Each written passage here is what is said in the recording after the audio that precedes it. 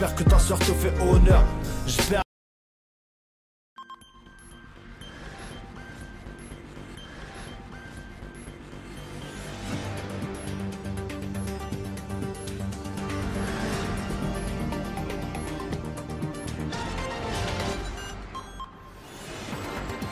Bonjour, bienvenue à cette édition d'information de 13h sur Gabon numéro 1.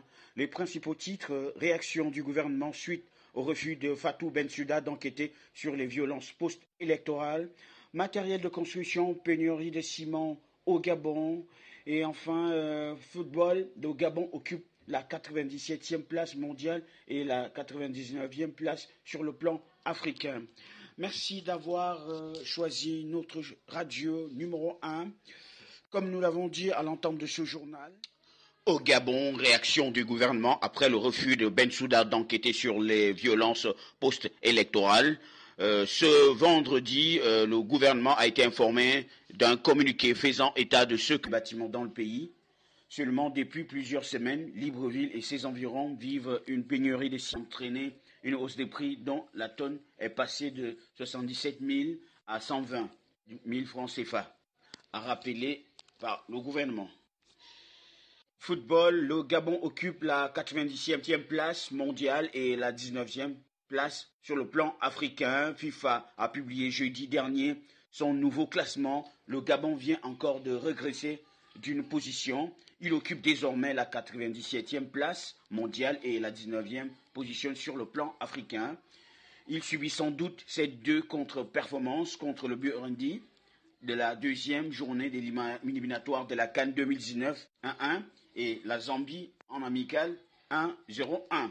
Le classement donne aussi la manière indirecte. Le classement africain, la Tunisie 23e est la première équipe africaine. Elle gagne une place et prend un peu de distance avec le Sénégal, 25e et 2e sur le continent. La RDC Congo reste sur la 3e marche du symposium continental, puis suivant le Maroc 45e place, le Nigeria 48e place, principale formation qui forme le top 5.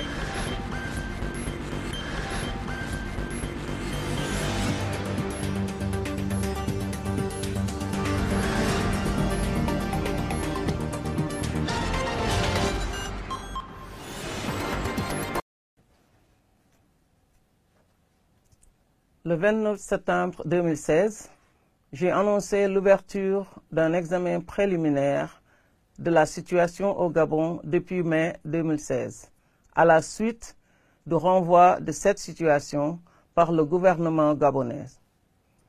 Mon bureau a également reçu plusieurs documents de communication au titre de l'article 15, faisant état de la commission de crimes présumés dans le contexte de l'élection présidentielle de 2016.